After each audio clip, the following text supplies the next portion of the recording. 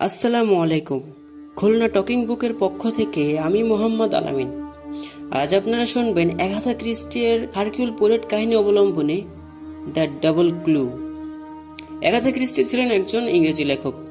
তিনি সবচেয়ে বেশি পরিচিতি লাভ করেন তার লেখা ৬৬টি গোয়েন্দা উপন্যাস এবং ১৪টি ছোট গল্পের জন্য। তিনি সেপ্টেম্বর ১৫, ১৮৯০ সালে টর্কি ইউনাইটেড কিংডমে জন্মগ্রহণ করেন এবং জানুয়ারি ১২, ১৯৭৬ সালে উইন্টারব্রুকে ইউনাইটেড কিংডমেই তার মৃত্যু হয়। দ্য ডাবল ক্লু ১৯২৩ সালের ৫ই ডিসেম্বর প্রথম প্রকাশিত হয় দ্য স্কেচ পত্রিকায়। আজকের গল্প পাঠে এবং গল্পের সূত্রধার আমি মোহাম্মদ আলামিন। শুরু হচ্ছে আজকের গল্প দ্য ডাবল ক্লু। কিন্তু সবকিছুর আগে জেনে রাখুন, কোনো প্রকার প্রচারই চলবে না। কথাটা বোধহয় মার্কাস হেডম্যান এই নিয়ে ১৪ বার বললেন। এই প্রচার কথাটা তার কথাবার্তার মধ্যে নিয়মিতভাবে প্রায় সর্বক্ষণে ঘুরে ফিরে এসে যাচ্ছিল। মিস্টার হেডম্যান মানুষটির ছোটখাটো চেহারার, তবে বেশ গোলগাল, নাদুস নুদুস, হাতের নখগুলো চমৎকারভাবে কাটা। জোরে জোরে কথা বলার অভ্যাস তার। নিজের জগতে তার খ্যাতি অনস্বীকার্য, আর বিলাসবহুল জীবন কাটাতে অভ্যস্ত তিনি বিত্তবান হলেও তেমন উল্লেখযোগ্য কিছু নাই তার। তিনি তার টাকা খরচ করেন ঈর্ষান্বিত হয়ে অন্যদের থেকে বেশ করে সামাজিক আনন্দ উপভোগ করার জন্য। শখ বলতে তার নানান জিনিস সংগ্রহ করা, যেমন প্রাচীন কারুকার্যময় বস্ত্র বিশেষ, পুরনো ফ্যান, প্রাচীনকালের গহনা। তবে আধুনিক ও সস্তা দামের জিনিসে কোনো রুচি নেই তার। মিস্টার মার্কাস হেডম্যানের কাছে জরুরি তলব পেয়ে তার আহ্বানে সাড়া দিতে পেয়ার ও আমি হন্তদত্ত হয়ে তার বাড়িতে গিয়ে পৌঁছলাম। ছোটখাটো চেহারার মানুষটিকে দেখা মাত্রই চিনতে পারলাম কে উনি। হ্যাঁ, মিস্টার মার্কাস হেডম্যান খুবই অস্থির। মনস্থির করতে না পারার কারণে অবশেষে তিনি কিছু লেখার চেষ্টা করলেন। এখন যা পরিস্থিতি, তাতে পুলিশকে ডাকা একটা জঘন্য ব্যাপার, অন্তত তার কাছে তো তাই বটেই। আবার পুলিশকে খবর না দেওয়ার অর্থ হলো তার সংগ্রহশালা থেকে অত্যন্ত মূল্যবান কিছু ধনরত্ন চিরদিনের জন্য হারানো। তবে এ দুয়ের মাঝখানে একটা সম্ভবত সুস্থ রফা হলো এরকুল পোয়ারকে ডেকে পাঠানো এবং তার শরণাপন্ন হয়ে তার হাতে কেসটা তুলে দেওয়া। আর সেই মতো পেয়ারকে ডেকে আনা হয়েছে। পোয়ারকে হাতের মুঠোয় দেখে খুশিতে ফেটে পড়লেন মিস্টার হার্ডম্যান। তারপর তিনি আবেগকম্পিত গলায় বলে উঠলেন, মসিয়ে পেয়ারো, আমার এই সব পদ্মরাগমণি আর পান্নার নেকলেস কার অধিকারে ছিল জানেন? শোনা যায় যে কোনো এককালে ক্যাথারিন দ্য মেদিচির ছিল। পরে এই মহামূল্যবান পান্নার নেকলেস আমারই অধিকারে এসেছে। ভাবতে কতই না আনন্দ হচ্ছে আমার। আবার এই পান্নার নেকলেস এখন আমার কাছে নেই, এ কথা আমি যে বলতে পারছি না। এ আমার কি হলো সর্বনাশ! আমার কে করলো এই সর্বনাশ? আপনি শান্ত হন মসিয়ে হার্টম্যান। পোয়ারো ধীরে ধীরে বলল, এইভাবে ভেঙে পড়লে চলবে কেন? এই তো আমি এসে গেছি। আপনাকে আর কোনো চিন্তা করতে হবে না। এবার আপনি আপনার রত্নভাণ্ডার থেকে রত্ন উধাও হওয়ার ঘটনাটা সম্পূর্ণভাবে খুলে বলুন আমাকে। আমি তো সেই চেষ্টাই করছি। গতকাল অপরাহ্নে আমার বাড়িতে একটা ছোটখাটো চায়ের আসর বসিয়েছিলাম। আয়োজন যৎসামান্য, প্রয়োজন মনের তাগিদ। তাতে উপস্থিত ছিলেন জন ছয়েক অভ্যাগত। এ ধরনের চায়ের আসর কালই প্রথম নয়, এর আগেও দুই একটা ব্যবস্থা করেছিলাম। গর্ব করার জন্য বলছি না, আসরগুলো বেশ সফল হয়েছিল বলা যায়। এই আসরে উপস্থিত ছিলেন পিয়ানো বাদক নাকোরা আর অস্ট্রেলিয়ার বিখ্যাত উচ্চাঙ্গ সঙ্গীতজ্ঞা ক্যাথেরিন বার্ব। সাধারণত ওর গানের আসর বসে থাকে বড় স্টুডিওতে, তাই জোর গলায় বলতে পারি যে গানের ব্যবস্থা বেশ ভালোই ছিল। যাই হোক, বিকেলের দিকে আমি আমার সেই মুষ্টিমেয় কয়েকজন অতিথিকে মধ্যযুগের অতি দুষ্প্রাপ্য সব অলংকার দেখাচ্ছিলাম। ওই যে ওখানে সিন্দুকটা দেখতে পাচ্ছেন, ওর ভেতরেই অলংকারগুলো রেখে থাকি। ব্যবস্থাটা অনেকটাই করনেটের মতো। ওটার পেছন দিকে ভেলভেটের রঙিন অংশ আছে, যাতে করে রত্নগুলো দর্শকদের দেখানো যায়। এরপর আমি ওদের পুরনো পাথরগুলো দেখাই, সেগুলো থাকে ওপাশের দেওয়াল আলমারিতে। পুরনো সব জিনিস দেখানো হলে তারপর আমরা সবাই স্টুডিওতে গিয়ে হাজির হই গান শোনার জন্য। তারপর একে একে সবাই বিদায় নেওয়ার পরেই আবিষ্কার করলাম আমার সিন্দুক লুট হয়ে গেছে। আমার যতদূর মনে হয় তাড়াতাড়ির মাথায় সিন্দুকটা ঠিকমতো বন্ধ করতে ভুলে গিয়েছিলাম বোধ হয়, আর এই সুযোগে কেউ হয়তো সিন্দুকের সব মহামূল্যবান জিনিস হাবিস করে দিয়েছে। জানিয়ে মশিয়ে অন্য সব জিনিসের জন্য আমি যত না দুঃখ পেয়েছি তার চেয়ে বেশি কষ্ট পেয়েছি ওই পদ্মারক মণির আর পান্নার নেকলেসটার জন্য। এতটি আমার সারা জীবনের সংগ্রহশালা। এই সংগ্রহের পিছনে সময়, পরিশ্রম ও অর্থ যে কত খরচ হয়েছে তার হিসেব আমি কখনো করতে চাই না। আমি জানি 10 গুণ টাকা দিলেও এই মূল্যবান সম্পদের দ্বিতীয়বার আর কখনোই পাবো না। তাই আপনিই বলুন, এই হারানোর ব্যথা কত না যন্ত্রণাদায়ক হতে পারে। তাই ওই সব মহামূল্যবান সম্পদ ফিরে পাওয়ার জন্য আমি আমার সর্বস্ব দিতে প্রস্তুত, কিন্তু এর জন্য কোনো রকম লোক জানাজানি কিংবা প্রচার আমি কোনো কিছুতেই চাই না। পেয়ারো, আমি কি বলতে চাইছি আপনি নিশ্চয়ই সেটা উপলব্ধি করতে পারছেন না? আমার সেদিনের চায়ের আসরে উপস্থিত বন্ধুদের মধ্যে থেকেই কেউ এই জঘন্য কাজ করেছে, আমার সঙ্গে প্রতারণা করেছে। এ কথা কি ভাবা যায়? তাই আমার ধারণা জিনিসগুলোর সন্ধান কার্য প্রকাশ পেয়ে গেলে কেলেঙ্কারির এক শেষ হয়ে যাবে। লজ্জায় তখন আমি বন্ধুদের সামনে মুখ দেখাতে পারবো না। তাই দেখবেন কোনোভাবেই যেন জানাজানি না হয়। না, আপনি এ ব্যাপারে নিশ্চিত থাকতে পারেন, কোনো সমস্যা নেই, আমরা এই বিষয়ে অবশ্যই গোপন রাখবো। পোয়ারো বলল, এখন বলুন, আপনারা যখন স্টুডিওতে যান তখন সবার শেষে কে এই ঘর ছেড়ে গিয়েছিল? Mister Johnston. আপনি হয়তো তাকে চিনলেও চিনতে পারেন, দক্ষিণ আফ্রিকার বাসিন্দা। সম্প্রতি তিনি পার্কলেনের অ্যাপ্টবাড়ির বাড়িটা ভাড়া নিয়েছেন। এখন আমার মনে পড়েছে তিনি যেন এই ঘরে কিছুক্ষণের জন্য ছিলেন, অন্য সবাই চলে যাওয়ার পরেও। কিন্তু ভাবতে অবাক লাগছে, ওর মধ্যে এমন সম্ভ্রান্ত বিত্তবান মানুষের পক্ষে আমার এমন একটা জঘন্য কাজ করা কি সম্ভব? না না। আচ্ছা, আপনার অতিথিদের মধ্যেও কেউ কোনো বিকেলের দিকে এই ঘরে একবারও এসেছিল?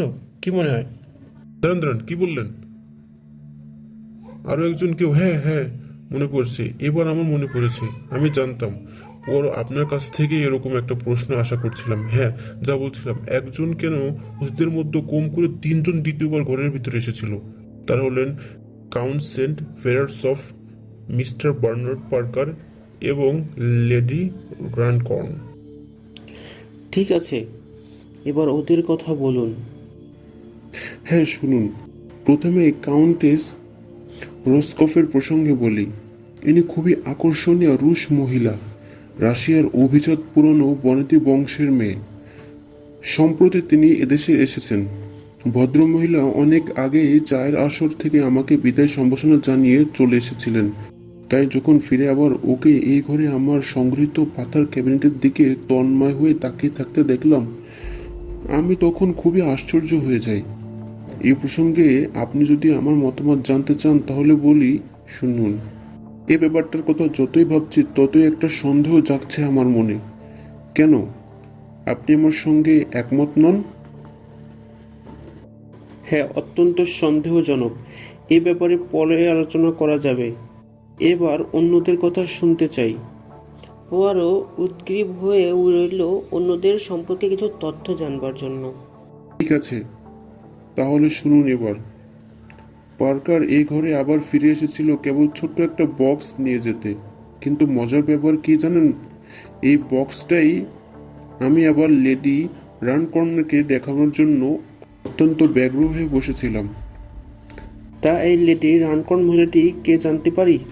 লেডি রানকর্ন মধ্যবয়স্ক একজন ভদ্র মহিলা। উনি বেশ বলিষ্ঠ চরিত্রের মহিলা ধরে নিতে পারেন। তার বেশিরভাগ সময় কাটে নানান ধরনের দাতব্য সমিতি কাজকর্মে নিজেকে জড়িয়ে রেখে। যে কাজে নিজেকে নিয়োজিত করে রাখতে পারলে নিজের জীবনটাকে ধন্য বলে মনে করেন। সেই তিনি এই ঘরে আবার ফিরে এসেছিলেন তার ভুল করে ফেলে যাওয়া হাত ব্যাগের খোঁজে। সবই বুঝলাম।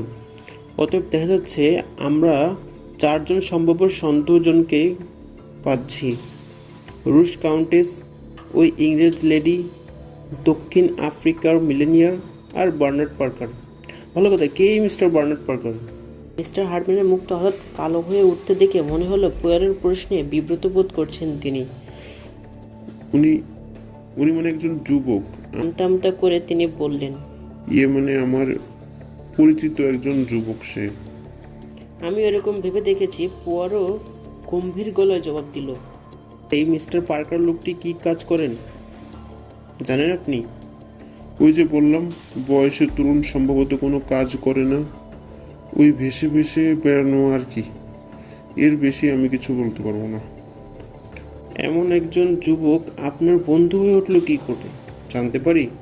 অবশ্য আপনার বলতে যদি কোনো আপত্তি না থাকে। মানে কি জানেন, আমার আমার হয়েছে দুই একবার কিছু কাজ করে দিয়েছে, এইরকম আর কি। দ্বিধাগ্রস্তভাবে কোনো রকম বলে তিনি চুপ করে গেলেন। পুয়ারের দৃষ্টি এটি এড়ালো না। চুপ করে গেলেন কেন? বলে যান। পুয়ারো তাড়া দিল।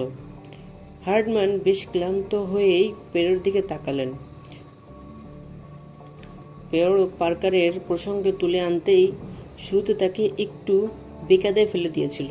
তিনি ভেবেছিলেন যুবকটি সম্পর্কে তিনি যা বলবেন তাতে পেরো সন্তুষ্ট হয়ে যাবে এবং তিনিও এর থেকে রেহাই পেয়ে যাবেন। কিন্তু আমি বেশ বুঝতে পারলাম ওর এখন চলে যাওয়ার অবস্থা একেবারেই ছিল না। তার উপর ওর কাজে বাদ সাধল পুয়ারোই। সে নীরব হয়ে তার বলার অপেক্ষায় থাকতেই মিস্টার হার্ডম্যান শেষ পর্যন্ত হাল ছেড়ে দিয়ে পার্কারের সম্পর্কে মুখ খুলতে বাধ্য হলেন। দেখুন মসিয়ে পোয়ারো, আমি যে প্রাচীনকালের অলংকার সংগ্রহ করতে ভালোবাসি একথা সবার জানা হয়ে গেছে। মাঝে মাঝে কারোর বা পারিবারিক স্মৃতিচিহ্ন বিক্রি করে প্রয়োজন দেখা যায়। এখানে একটা কথা বলে রাখি, এসব কাজ আবার খোলা বাজারে কোনো ক্রেতাকে দিয়ে সম্ভব হয় না। কিন্তু গোপনে আমার কাছে সেরকম কোনো জিনিস বিক্রি করার ব্যাপারটা সম্পূর্ণ অন্যরকম। পার্কার আবার এসব কাজে খুবই পারদর্শী। এর খুঁটিনাটি ব্যাপারটার উপর সেই নজর রাখে। তার কাজ হলো দুতরফের সঙ্গে যোগাযোগ রেখে একটা সমন্বয় সাধন করা। এর ফলে কোনো দিকেই অসন্তুষ্টির ব্যাপারটা আর থাকে না, থাকলেও অনায়াসে এড়ানো যায়। আর এই পার্কারের একদিন এই ধরনের জিনিস সন্ধান নিয়ে আসে আমার কাছে। এই যেমন ধরুন, কাউন্টেস রফস অফ রাশিয়া থেকে তার পারিবারিক কিছু ধনরত্ন নিয়ে এসেছেন। তিনি সেগুলো যত তাড়াতাড়ি সম্ভব বিক্রি করার জন্য অধীর আগ্রহে অপেক্ষা করছেন। আর এই লেনদেন কাজটা সম্পূর্ণ করার জন্য দায়িত্ব সঁপে দেওয়া হয় বার্নার্ড পার্কারের উপর। তাই বুঝি? পুয়ারো চিন্তাভাবে বলল। আর তার উপর আপনার পূর্ণ আস্থা আছে? বিশ্বাস না করার মতো কোনো কারণ তো আমি এ পর্যন্ত পাইনি।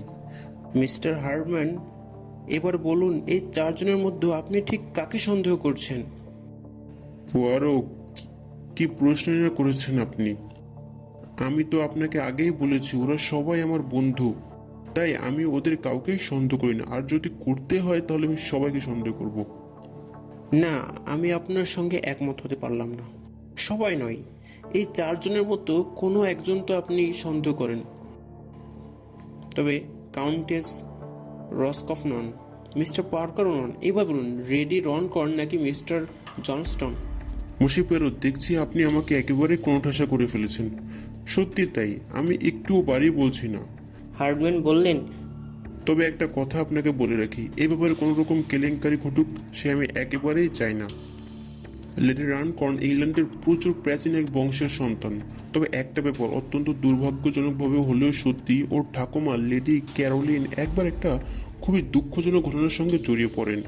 ঘটনাটা যত সামান্যই, কিন্তু বেদনা অনেক। যাই হোক, ব্যাপারটা তার বন্ধু বা স্থানীয় উপলব্ধিরা করতে পেরেছিলেন বলেই তার পরিচায়িকা চায়ের চামচগুলো যত তাড়াতাড়ি সম্ভব যথাস্থানে ফেরত দিয়ে এসেছিলেন। ওর যন্ত্রণাটা এখানেই। তার মানে আপনার কথাই বোঝা যাচ্ছে যে লেডি রনকর্নের একজন পিসিমা ছিলেন স্বভাব চোর নয়, উন্মাদগ্রস্ত চোর। ব্যাপারটা মনে হচ্ছে খুবই আগ্রহের। আপনি অনুমতি দিলে আপনার সিন্দুকটাকে একবার পরীক্ষা করে দেখতে পারি? মিস্টার হার্ডম্যান হাসি মুখে সম্মতি জানাতে পিয়ারো ঝুঁকে পড়ে সিন্দুকের পাল্লাটা খুলে ফেলল। তারপর সিন্দুকের ভেতরটা পরীক্ষা করতে উদ্যত হলো। শূন্য ভেলভেটের আস্তরণ অবাক চোখে যেন আমাদের দিকে হা করে তাকিয়ে রইল। সব দেখে শুনে পিয়ারো বিড়বিড় করে বলল, সিন্দুকের পাল্লাটা দেখছি এখনো ঠিকমতো বন্ধ করা যাচ্ছে না, কোথাও যেন আটকে যাচ্ছে। পাল্লাটা বার দুয়েক নড়াচড়া করে সে আবার বলল, আশ্চর্য, এরকম হওয়ার কারণ কি হতে পারে? বুঝেছি। ওটা কি দেখা যাচ্ছে? একটা দস্তানা না? হ্যাঁ, কজায় আটকে গেছে ওটা, তাই পাল্লাটা ঠিকমতো বন্ধ হচ্ছে না। এটা কোনো পুরুষের দোস্তানা বলেই তো মনে হচ্ছে। পোয়ারো দোস্তানাটা টেনে বের করে মিস্টার হার্টম্যানের সামনে মেলে ধরলো। এটা আমারই একটা দোস্তানা না? মিস্টার হার্টম্যান নেড়ে উঠলেন। আরও কিছু আছে বলে মনে হচ্ছে।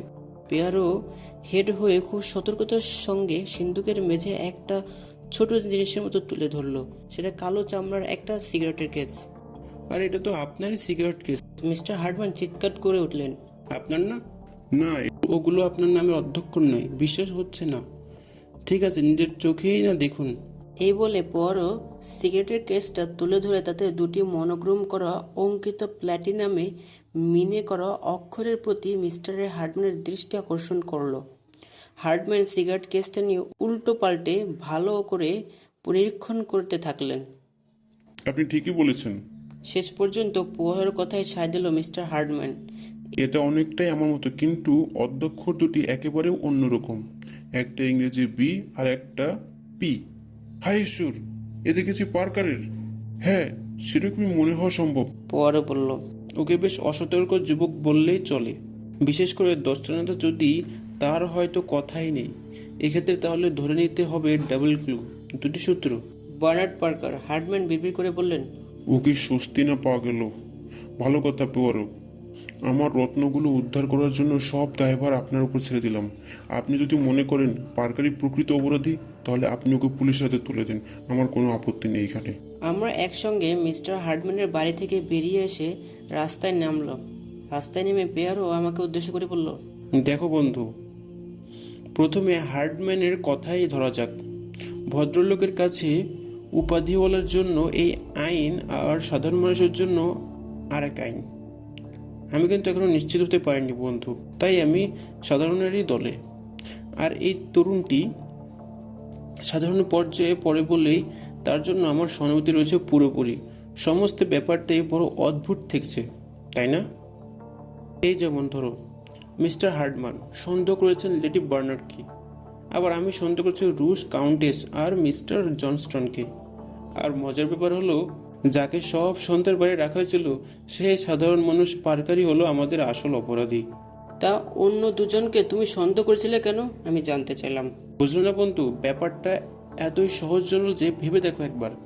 একজন রুশ বাস্তুহারা কিংবা দক্ষিণ আফ্রিকার মিলেনিয়ার যে কেউ একজন সন্দেহজনক হতে পারে। যে কোনো মহিলাই নিজেকে রুশ কাউন্টেস বলে পরিচয় দিতে পারেন। আবার যে কেউ পার্ক লেনে বিলাসবহুল একটা বাড়ি কিনে নিজেকে দক্ষিণ আফ্রিকার মিলেনিয়াল হিসেবে জানাতেও পারেন। কেউই তাদের পরিচয় নিয়ে চ্যালেঞ্জ করতে যাচ্ছে না, কিন্তু মনে হচ্ছে আমার এখন বোধহয় বাড়ি স্ট্রিট ধরে এগিয়ে চলছে। আমাদের সম্ভাব্য অভিযুক্ত অসতর্ক বন্ধু বার্নার্ড পার্কার বাড়িতেই এখানে। চলো, তোমার ভাষায় আপের আজ ধরা যাক। মিস্টার বার্নার্ড পার্কার বাড়িতে ছিল। সে একটা কুশনের উপর বসেছিল, পরনে তার ভারী অদ্ভুত রং গোলাপি আর কমলা রঙের ড্রেসিং গাউন। তখন তার আরাম করার সময়। লোকটাকে দেখে মাত্রই আমার মেজাজটা বিগড়ে গেল, ঘৃণা হলো। ভাবলাম, এ লোক কখনোই ভালো কাজ করতে পারে না, ভালো হতেই পারে না। কোনো অজানা লোককে প্রথম দেখা মাত্রই এরকম বিরূপ মনোভাব আমার আগে কখনো জেগে ওঠেনি। কিন্তু লোকটার ফ্যাকাশে সাদা মেলি ধরনের মুখ আর নাকি মুখে ন্যাকা ন্যাকা কথা বলার ধরনটাই আমাকে তার সম্পর্কে এরকম ধরনের বাজে পোষণ করতে বাধ্য করলো, জানি না। সুপ্রভাত। তার প্রতি আমার বিরূপ মনোভাব লক্ষ্য করার বোধহয় পুরো তাড়াতাড়ি বলে উঠল। প্রথমে বলে রাখি, আমি মিস্টার হার্টম্যানের কাছ থেকে এসেছি। আমি তার কাছ থেকে জেনেছি গতকাল তার দেওয়া একটি চা পার্টির অনুষ্ঠানের সময় তার অজান্তে কেউ তার সংগ্রহ থেকে বহু মূল্যবান সব রত্নালঙ্কার চুরি করে পালিয়েছে। আপনাকে একটা প্রশ্ন করার অনুমতি চাইছি। এই বলে পর একটা দস্তানা তার চোখের সামনে মেলে জিজ্ঞেস করলো। দেখুন তো, এই দস্তানাটা আপনি চিনতে পারছেন কিনা? এটা কি আপনার বলে মনে হয় না? মিস্টার পার্কারের মানসিক প্রক্রিয়া প্রয়োগের গতি খুবই দ্রুত নয় বলে আমার মনে হলো। পরের প্রশ্নতে দর্শনতার দিকে স্থির দৃষ্টিতে দেখে কিছু সময় চুপ হয়ে থাকলো। তারপর বলল, এটা আপনি কোথায় পেলেন? সে কথাই আমি পরে আসছি। আমি কিন্তু আমার প্রশ্নের উত্তর পাইনি। আমি আবার বলছি, বলুন, এটা কি আপনার দস্তানা? না, এটা আমার নয়, সে সরাসরি অস্বীকার করলো। আর এই সিগারেটের কেসটা, এটা কি আপনার? অবশ্যই নয়, আমি সবসময় রূপোর সিগারেট কেস সঙ্গে রাখি। সে তো খুব ভালো কথা। তাহলে গোটা ব্যাপারটা এবারে পুলিশকে জানাতে হচ্ছে। না না, পুলিশকে কেন জানাবেন? আচ্ছা, আমি একটু হার্ডম্যানের সঙ্গে একটু কথা বলতে চাই, দেখা করতে চাই। না। কিছুক্ষণের জন্য থাকুন। কিন্তু পরও তার সকল অনুনয় বিনয় অগ্রাহ্য করে বাড়িতে চলে এলো।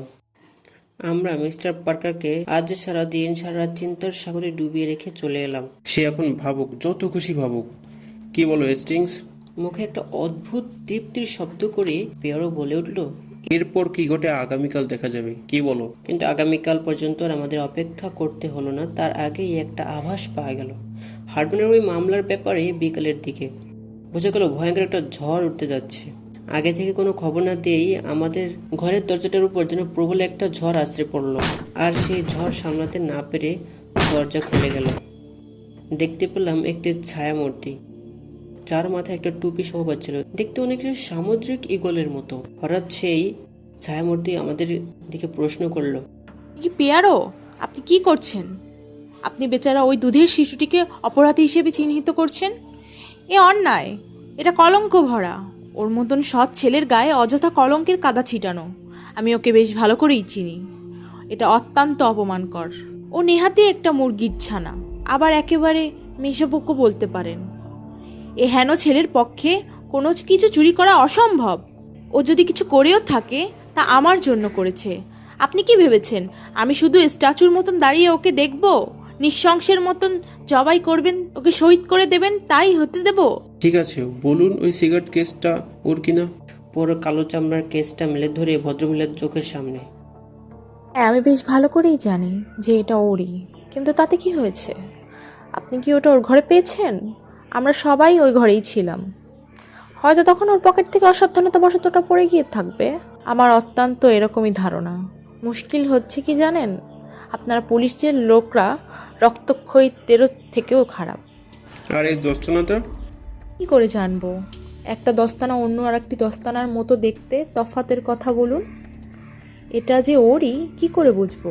আমাকে থামাবার চেষ্টা করবেন না, ওকে রেহাই দিতেই হবে। ওর চরিত্র, ওর বিমূর্তি পরিষ্কার করে দেখাতেই হবে। আর এসব কাজ আপনাকেই করতে হবে। আমি আমার সব অলংকার বিক্রি করে আপনাকে পারিশ্রমিক বাবদ প্রচুর টাকা দেব। মাদাম। পেয়ারোকে বাধা দিয়ে কাউন্টেস রসকভ বলে উঠলেন, তাহলে যা যা বললাম ওই কথাই রইল। না না, আর কোনো তর্ক নয়। বেচারা চোখ ভর্তি জল নিয়ে এসেছিল আমার কাছে। আমি তোমাকে রক্ষা করব। আমি ওকে কথা দিয়েছি। আমি এই লোকটার কাছে যাব, এই রাক্ষস, এই দানবটার কাছে। এখন সব রফা হয়ে গেল, আমি যাই। যেরকম ঝড়ের বেগে ঘরের ভিতরে ঢুকেছিলেন রফকফ, ঠিক তেমনিভাবেই তিনি ঝড়ের গতিতে ঘর থেকে বের হয়ে গেলেন এবং রেখে গেলেন দামি তীব্র প্রসাধনের গন্ধ। কীরকম মহিলা উনি! আমি চিৎকার করে উঠলাম। আর ওর পরনের ফারের কোটটাই বা কীরকম! এগুলো শুধু আসল বললেই বোধহয় অনেক বলা হয়ে যাবে। কোনো নকল কাউন্টেসের পক্ষে আসল ফারের কোট পরা কি সম্ভব হেস্টিংস? উনি সত্যি সত্যি একজন রুশ মহিলা বলেই মনে হয়। তাই কি এই ব্যানার মেষপালকের মতো ওর কাছে কি ব্যবহার করেছে? আর তাই কি উনি ছুটে এসেছেন আমার কাছে? সিগারেটের কেসটা দাও। সিগারেটের কেসটা ওরই। আমার আশঙ্কা দস্তানাটাও ওর হতে পারে। ও আরও মৃদু হেসে পকেট থেকে আরও একটা দস্তানা বের করে প্রথমটার পাশে রাখতেই দেখলাম ওটা যে একই জোড়ার হাতের তা কোনো সন্দেহ নেই। তা তুমি এর দ্বিতীয় দস্তানাটি কোথায় পেলে পোয়ারো? জিজ্ঞেস করলাম। এটা বাড়ি স্ট্রিটের হল ঘরে একটা টেবিলের নিচে লাঠির মধ্যে আটকে রাখা হয়েছিল। আমাদের এই ছোকরা পার্কার যে সত্যি অসতর্ক, আরও একবার তার প্রমাণ পাওয়া গেল। নিজের চোখেই আমরা তা দেখলাম। যাই হোক বন্ধু, এখন থেকে আমাদের সব কাজেই কোনো খুঁত রাখা চলবে না। আর এই নিখুঁত কাজের অঙ্গ হিসেবে আমাদের যে কিছুক্ষণের জন্য একবার পার্ক লেনে যেতে হচ্ছে। বেশ তো, আমিও যাবার জন্য এক পায়ে খাড়া। হুকুম করো, পুয়ারোর একান্ত অনুগত্য পরামর্শদাতা হিসেবে বললাম। তাই বলা বাহুল্য, পুয়ারের সঙ্গে পার্ক লেনে আমিও আমার বন্ধুর সাথী হলাম। জনস্টন ছিলেন না, তবে তার সেক্রেটারির সঙ্গে আমাদের দেখা হলো। তার মুখ থেকে জানা গেল জনস্টন সম্প্রতি ইংল্যান্ডে এসেছেন দক্ষিণ আফ্রিকা থেকে। এই প্রথম। এর আগে তিনি কখনো ইংল্যান্ডে আসেননি। আচ্ছা, উনি তো দামি পাথর সম্পর্কে খুবই আগ্রহী, তাই না? বেশ ঝুঁকি নিয়ে এই প্রশ্নটা করলো পোয়ারো। আমার তো মনে হয় সোনার খনিতে ওনার আগ্রহ বেশি। সেক্রেটারি হেসে ফেললেন। জিজ্ঞাসাবাদের পর পোয়ারো যখন বারি স্ট্রিটের জনস্টনের আস্তানা থেকে বেরিয়ে এলো তখন তাকে খুবই চিন্তিত দেখাচ্ছিল। সেদিনের সন্ধ্যায় পোয়ারোর গতিবিধি দেখে একটু অবাক না হয়ে থাকতে পারলাম না। দেখলাম ও অত্যন্ত মনোযোগ সহকারে রুশ ভাষার একটা ব্যাকরণ পড়ে যাচ্ছে। হায় ঈশ্বর, এ তুমি কি করলে পোয়ারো? আমি অবাক হয়ে ওর চোখের দিকে তাকিয়ে বললাম, কাউন্টেসের সঙ্গে তার নিজের ভাষায় কথা বলছো বলেই কি তুমি এখন মন দিয়ে রুশ ভাষাটা শিখতে শুরু করছো? হ্যাঁ বন্ধু, আমি বেশ ভালো করেই জানি যে উনি কিছুতেই আমার ইংরেজি কথায় কান দেবেন না, তাই। কিন্তু পরও আমি তো জানি অভিজাত রুশেরা অবশ্যই ফারসি ভাষায় কথাবার্তা শোনেন আর বলেন, তাই না? নাটকীয় ভঙ্গিতে পোয়ারো অচমকা বইটা ছুঁড়ে ফেলে দিল। তার এই ভাবভঙ্গি আমাকে খুশি করতে পারল না। আমার কেমন একটা খটকা লাগলো। পরক্ষণেই আবার পোয়ারোর চোখের হাসির ঝিলিক লক্ষ্য করতে ভুল হলো না আমার। আমি জানি ওর এই চোখ ঝিলিকের কি অর্থ হতে পারে। একটাই উত্তর, এরকুল পোয়ারো এই মুহূর্তে নিজের উপর অত্যন্ত খুশি। আচ্ছা, ব্যাপার কি বলো পোয়ারো? তোমার মনে কি অন্য কোনো মতলব কাজ করছে নাকি? থাকতে না পারে এবার জিজ্ঞেস করলাম আমি।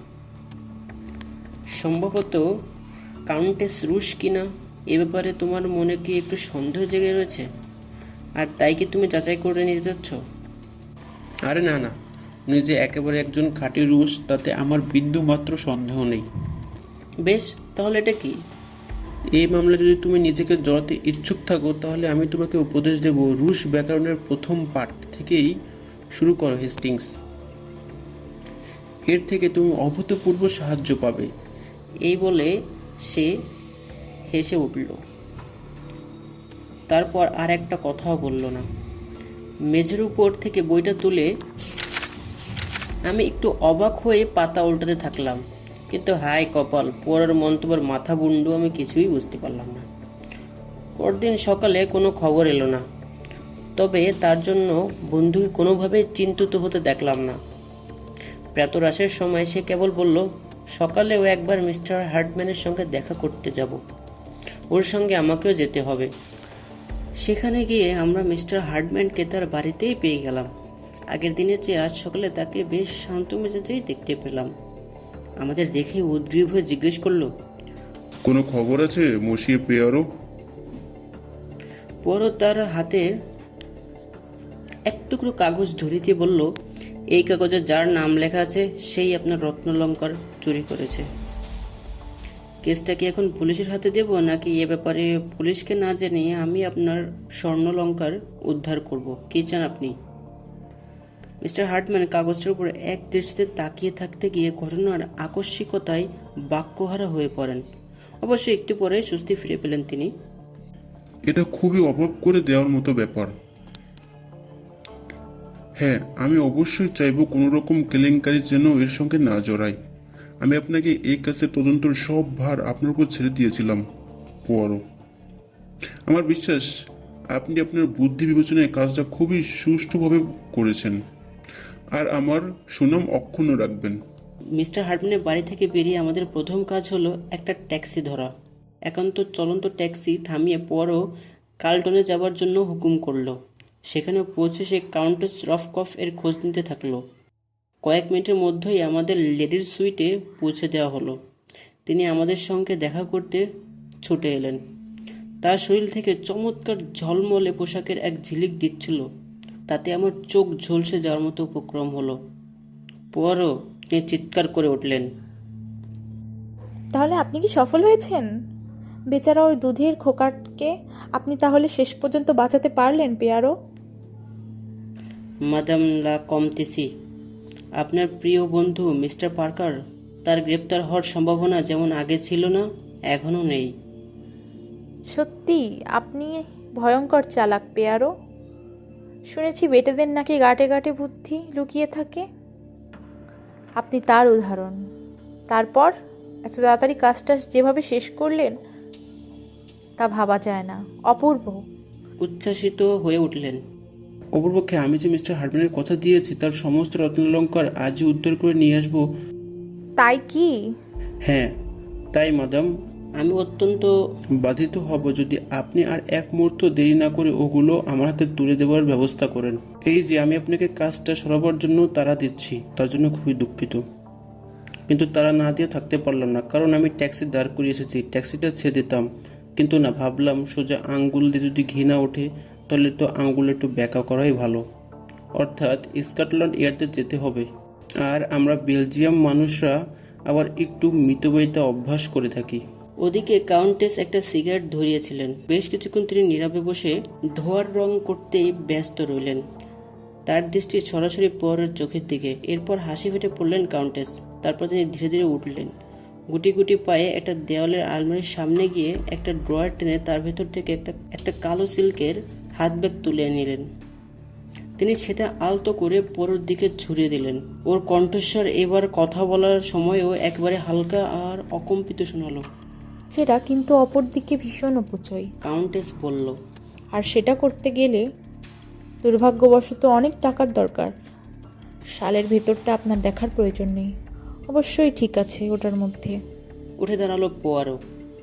আপনাকে অভিনন্দন জানাচ্ছি এত দ্রুত ব্যাপারটা বুঝে নিয়ে কাজ করার জন্য। কিন্তু আপনি যে ওইদিকে ট্যাক্সি দাঁড় করিয়ে রেখে এসেছেন, তাই তাড়াতাড়ি না করে আমার কী বা করার আছে? আপনি খুবই মনোরম, আপনি খুবই সুন্দর ও সৌহার্দ্যপূর্ণ। তা লন্ডনে এখন বেশি দিন থাকবেন তো?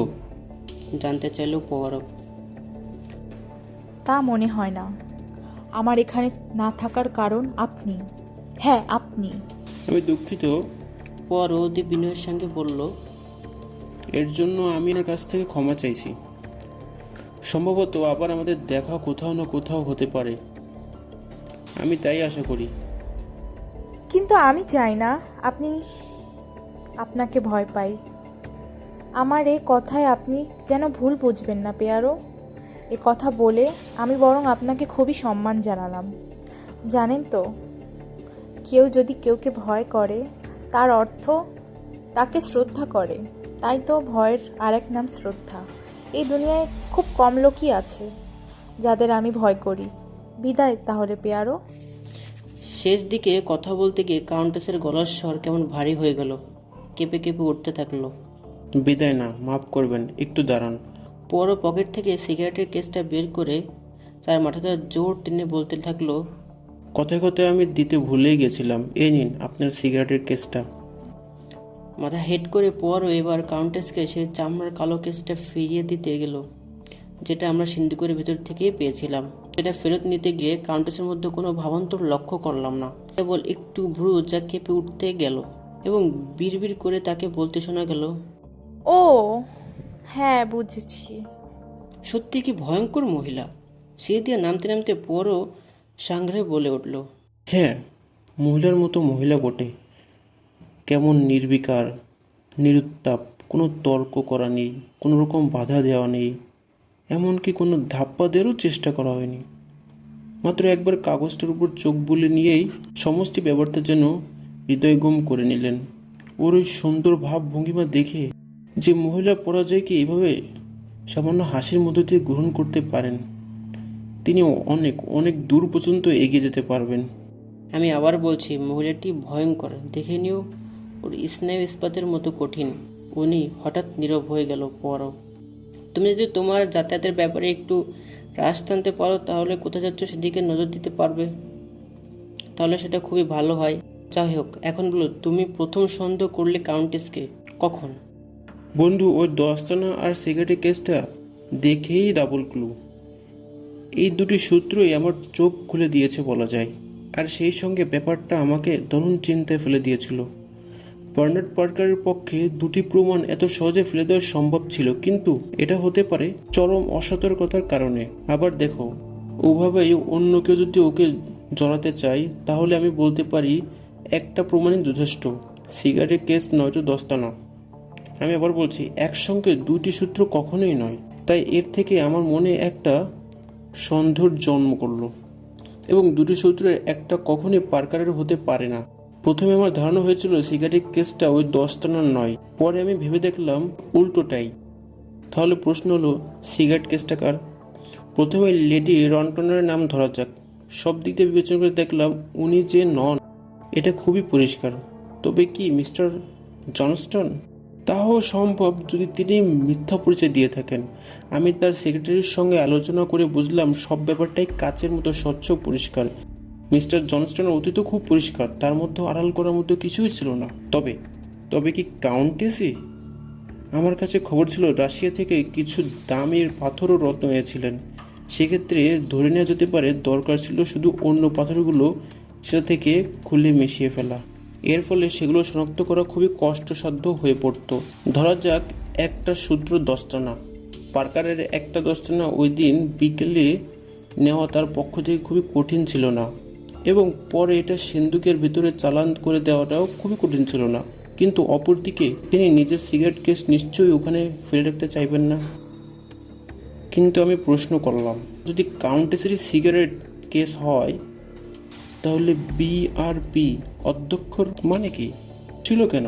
অথচ কাউন্টেসের অধ্যক্ষর হলো DNR। পর আমার দিকে তাকালো, তার মুখে একটা মিষ্টি হাসি ফুটে দিল। তোমার প্রশ্নটা যথার্থটা হয়েছে বন্ধু, কিন্তু তোমাকে বলে রাখি, রুশ ভাষার B অক্ষর হচ্ছে V আর P অক্ষর হচ্ছে R। ভালো কথা, যেহেতু আমি রুশ ভাষা জানি না, তাই সেটা যে আমি আন্দাজ করতে পারবো তুমি তা আশা করতে পারো না। আমিও কি জানতাম হেস্টিংস, আর সেই কারণেই তো ব্যাকরণ বইটা কিনে এনেছিলাম, আর সেটার প্রতি তোমার দৃষ্টি আকর্ষণ করতে চেয়েছিলাম। এই বলে একটা দীর্ঘ নিঃশ্বাস ফেললো পোয়ারো। এবার বোঝা যাচ্ছে সত্যি সত্যি উনি এক উল্লেখযোগ্য মহিলা বটে। অনুভবে আমি এখন কি বুঝেছি জানো হেস্টিংস? ওর সঙ্গে আমার আবার কবে দেখা হবে এর জন্য ভেতর ভেতরে আমার মনটা ভীষণ ছটফট করে উঠছে। দেখা নিশ্চয়ই হবে, কিন্তু ভাবছি কোথায়, কিভাবে, কখন। শুনছিলেন অ্যাগাথা ক্রিস্টির লেখা গল্প হারকিউল পোয়ারোটের দ্য ডাবল ক্লু। কেমন লাগলো আজকে আমাদের গল্প? ভালো লাগলে অবশ্যই কমেন্ট করে জানান এবং লাইক শেয়ার করুন, আর অবশ্যই সাবস্ক্রাইব করুন আগামী পর্বের জন্য।